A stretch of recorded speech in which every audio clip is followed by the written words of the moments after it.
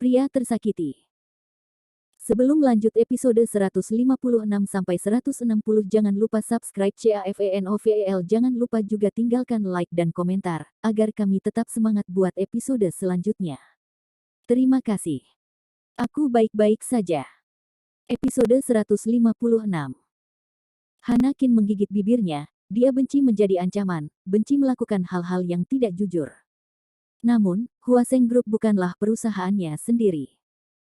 Jika perusahaan bangkrut karena dia hari ini, semua pemegang saham akan mengeluh tentang dia. Billy tahu bahwa Hanakin sulit dilakukan, jadi dia segera berdiri, meraih tangan Hanakin, menariknya ke pintu, dan berkata, "Hana, aku sangat senang bertemu denganmu hari ini, kamu pergi, jangan khawatir tentang itu." Hanakin secara alami enggan, "Ada apa? Anda menjadikan saya presiden. Jika Anda memiliki sesuatu untuk dilakukan hari ini, saya tidak dapat mengabaikannya. Masalahnya adalah presiden tidak melakukannya." Billy memandang Hanakin dengan sangat tersentuh. "Hana, aku tahu bahwa kamu telah bekerja keras selama bertahun-tahun dan membayar banyak untuk sampai ke tempat kamu hari ini, dan itu tidak ada gunanya bagiku. Presiden sekarang, dan kamu juga harus mempertimbangkan kepentingan pemegang saham lainnya. Dengarkan aku dan ayo pergi. Aku baik-baik saja." Billy dengan lembut mendorong Hanakin dan mendorongnya keluar dari restoran. Hanakin menggertakkan giginya, berjalan ke pintu masuk lift di lantai ini, memasuki lift, menekan lantai, pintu lift baru saja ditutup, dan air mata Hanakin langsung jatuh. "Maaf, Billy." Air mata indah Hanakin jatuh di tas Chanel yang diberikan Billy padanya. Pria yang berjalan di sampingnya mengambil tisu, menyerahkannya kepada Hanakin, dan bertanya, "Apakah kamu menyukainya?"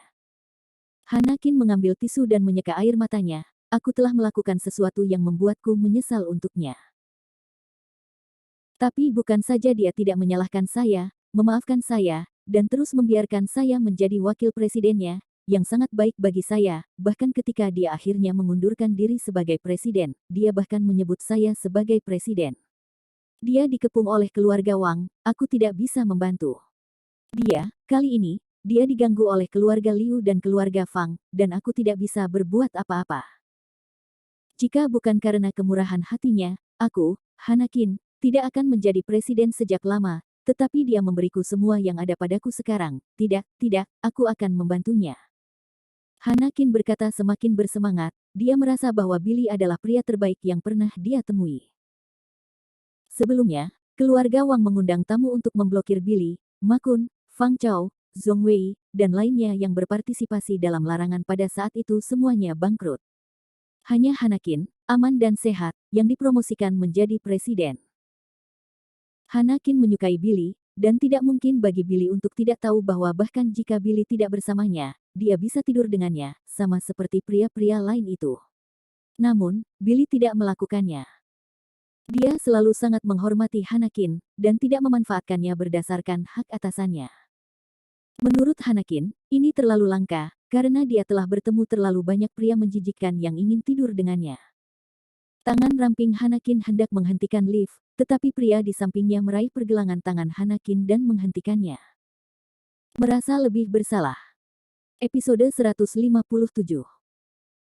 "Hana, jangan impulsif, tidak mudah bagimu untuk sampai ke tempatmu hari ini. Pikirkan berapa banyak yang telah kamu derita di masa lalu, jangan hancurkan semuanya untuk seorang pria." Pria itu berhasil menghentikan Hanakin, tapi itu membuat Hanakin merasa lebih bersalah. Restoran Lembah Huaqing. Apa latar belakang orang baru ini? Presiden yang cantik akan pergi dalam satu kalimat. Sepertinya dia bisa menembak di mal atau apa. Diperkirakan dia adalah generasi kedua yang kaya. Generasi, jika tidak, Anda dapat berbicara apakah itu sulit. Saya pikir nilainya setidaknya 100 juta. Kurang, saya pikir 500 juta juga mungkin. 500 juta. Sial, itu akan menghabiskan seumur hidup. Dalam restoran, pelanggan lain ada banyak diskusi. Kebanyakan dari mereka adalah orang biasa dengan gaji bulanan 4 atau 5.000, dan mereka memiliki pemahaman yang terlalu sedikit tentang dunia orang kaya. Di mata mereka, 100 juta sudah merupakan angka astronomi. 100 miliar, mereka tidak berani memikirkannya, mereka merasa sedikit keluar dari kenyataan. Namun, 100 miliar, untuk keluarga seperti Billy dan Liu Yuze, adalah angka yang sangat realistis dan tersedia. Setelah Hanakin pergi, Liu Yuzhe berjalan ke arah Billy dengan bangga dan berkata, "Billy, apakah kamu tahu siapa aku?" Tentu saja Billy tahu siapa binatang ini. Ini adalah bajingan yang menganiaya istrinya. Billy ingat foto yang ditunjukkan Wang Yuan hari itu. Di foto itu, Liu Yuzhe memeluk Jiani, terlihat sangat intim. Karena Jiani mengenakan rok pendek hari itu, tangan kanan Liu Yuzhe bisa dikatakan telah memanfaatkan paha Jiani. Pada saat ini, Billy ingin menghapus tangan kanan Liu Yuzhe. Namun, Billy tahu bahwa dia tidak bisa melakukan ini. Impulsif adalah iblis, itu bukan pilihan manusia yang rasional untuk menempatkan dirinya dalam masalah. Sebelum Billy dapat berbicara, Fang Chao berjalan dengan penuh kemenangan. "Billy, lebarkan matamu untuk melihat dengan jelas, ini sepupuku, generasi ketiga dari keluarga Tianhai Liu, kamu telah menjadi presiden untuk sementara waktu, kamu harus tahu mereka keluarga itu luar biasa, bukan?"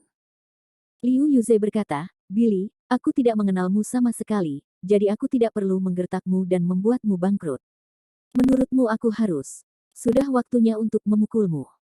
Aku tidak tidur dengannya." Episode 158. Billy melirik Fang Chao, dan kemudian berkata, "Aku tidak pernah mengatakan itu." Tampaknya Fang Chao telah tiba di Tianhai, dan untuk membalas dendam. Billy, dia berbicara banyak hal buruk tentang Billy. Ini untuk membuat marah keluarga Liu dan mencapai tujuan membiarkan keluarga Liu maju. Fang Chao merasa bersalah, dan dengan cepat menunjuk Billy dan berkata, "Kamu dengan jelas mengatakannya. Aku mendengarnya dengan telingaku sendiri. Billy, kamu pengecut, berani mengakuinya. Presiden, dan lagi. Saya diusir dari keluarga, saya tahu bahwa saya bukan lawan sepupu saya, dan saya tidak berani memprovokasi keluarga Liu, jadi saya tidak berani mengakuinya. Kamu masih bukan laki-laki." Billy menatap Fang Chao dengan kejam, "Aku, Billy, tidak peduli jika aku orang miskin. Itu masih presiden, aku tidak pernah menyangkal apa yang aku katakan." Liu Yuzhe juga tidak bodoh, tahu. Kalimat ini, ada kemungkinan Fang Chao mengarangnya. Namun, sekarang Fang Chao berada di garis depan yang sama dengannya, dia tidak akan menyalahkan Fang Chao. Liu Yuzhe berkata, "Oke, bahkan jika kamu tidak mengatakan itu, bibiku Liu Rusi, apakah aku tinggal bersamamu di vilamu selama 1 malam dan tidur denganmu? Kamu berusia kurang dari 30 tahun. Berani menidurkan orang tuaku sangat tidak sopan. Kamu bilang kamu harus mati." Billy berkata dengan dingin, "Bibimu tinggal bersamaku sepanjang malam, tapi aku tidak tidur dengannya, dan itu bukan permintaanku. Apa yang dia tinggalkan adalah inisiatifnya sendiri untuk tinggal bersamaku selama 1 malam." Fang Chao merasa sangat malu ketika begitu banyak orang di sekitarnya mendengarkan. Kamu kentut. Ibuku bilang dia mengambil inisiatif ketika kamu tidur. Aku membunuhmu." Fang Chao terburu-buru dan meninju Billy dengan pukulan. Bagaimana tinju orang biasa bisa mengalahkan Billy? Billy dengan mudah berbalik ke samping dan menghindari serangan Fang Chao. Fang Chao tidak marah dan terus memukuli Billy dengan tinjunya. Namun, setelah 10 pukulan berturut-turut, tidak ada yang bisa mengenai Billy. "Bu, apa yang paman ini lawan di udara? Nyamuk, hahaha." Kata-kata seorang gadis berusia 4 atau 5 tahun di restoran menyebabkan banyak orang di tempat kejadian menertawakan Fang Chao. Fang Chao merasa sangat malu, dan berhenti meninju. Dia mengambil kursi di restoran dan menabrakkannya ke Billy. Kursi di ruang makan semuanya kursi kayu dengan sandaran, yang besar dan berat. Billy dapat dengan mudah mengelak, tetapi ada banyak orang yang makan di restoran sekarang, dan ada banyak anak. Di belakang Billy adalah keluarga dengan 3 orang, dengan seorang gadis kecil berusia sekitar 5 tahun. Jika Billy bersembunyi, kursi itu akan mengenai anak itu. Dengan luas dan berat kursi ini, ditambah dengan kekuatan super dari sisi atas, pasti akan membentur anak dengan keras. Mengambil keuntungan dari kekacauan. Episode 159. Karena itu, Billy tidak bersembunyi, tetapi menggunakan lengannya untuk memblokir. Ledakan. Kursi itu jatuh ke tubuh Billy. Ah! Sampai saat ini, sekelompok pelanggan yang menyaksikan kegembiraan itu bangkit dari tempat duduk mereka dan berlari keluar dari restoran. Mengambil keuntungan dari kekacauan, Fang Chao terus mengambil kursi kedua dan menghancurkannya ke Billy. Ledakan. Billy terus melawan dengan tubuhnya. Hehe, cucu ini tidak berani melawan. Liu Yuze tersenyum, mengambil garpu dari meja makan dan menyembunyikannya di tangannya. Halo, mengapa pria tampan ini tidak melawan? Sayang sekali untuk dipukuli terus-menerus. Aduh, beraninya orang miskin melawan dan memukul orang kaya. Biaya pengobatan tidak menyakitkan bagi orang kaya, tetapi bagi orang kaya miskin, tapi itu lebih penting daripada hidup. Banyak pelanggan yang sudah mundur ke pintu restoran merasakan ketidakadilan bagi Billy. Tentu saja, mereka juga mengambil ponsel mereka dan memotret pemandangan saat ini, kalau-kalau Fang Chao, yang datang untuk membuat masalah, tidak mau mengakuinya setelah itu. Adapun Jeannie dan Song Hong Ye, mereka seharusnya khawatir tentang keselamatan Billy, tetapi mereka memikirkan hal lain. Billy tidak melawan Shaoji secara samar sebelumnya, tapi sekarang dia bahkan tidak berani melawan Fang Chao. Mungkinkah Billy benar-benar dikeluarkan dari keluarga dan tidak berani bertarung?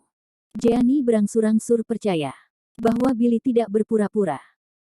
Jika Billy benar-benar menjadi orang miskin, Jeannie tidak akan bersamanya lagi. Pada saat ini, Fang Chao telah mengambil kursi ketiga dan mengangkatnya tinggi-tinggi, siap untuk menghancurkan Billy lagi. Namun, kali ini, Billy tidak memberinya kesempatan untuk menembak. Billy melangkah maju dengan cepat, meraih kaki kursi dengan kedua tangan, tidak memberi Fang Chao kesempatan untuk membuangnya. Rumput.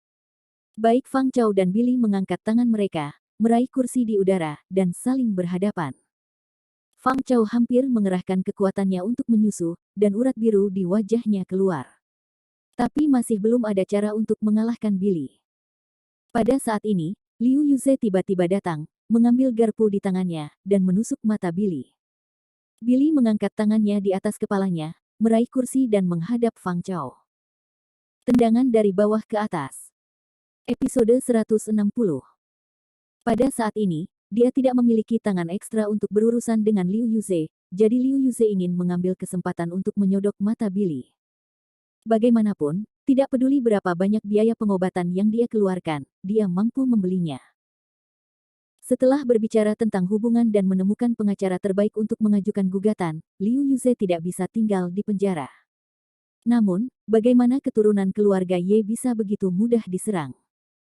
Keluarga Ye melatih Billy untuk berlatih seni bela diri sejak dia masih kecil, dan mengirimnya ke medan perang untuk berlatih, hanya untuk membuatnya mampu mengatasi krisis ini. Aku melihat Billy tiba-tiba mengangkat kaki kanannya dan menendang selangkangan Fang Chao. Bukan tendangan datar, melainkan tendangan dari bawah ke atas. Ah! Fang Chao berteriak kesakitan, tangannya juga lemah, dia melepaskan kursi dan jatuh ke tanah. Pada saat ini, Liu Yuze sudah memegang garpu dan melintasi wajah Billy. Billy melepaskan tangannya dan dengan cepat menghindar ke samping, tidak membiarkan Liu Yuze menyerangnya. Kemudian, Billy meraih tangan kanan Liu Yuze dan meraih dua jarinya. Hanya mendengar, kel satu k, renyah. Ah! Tangisan Liu Yuze bahkan lebih buruk daripada tangisan Fang Chao, dan dia berlutut tepat di depan Billy. Ya Tuhan! Suara apa itu barusan? Jari itu sepertinya patah. Itu patah.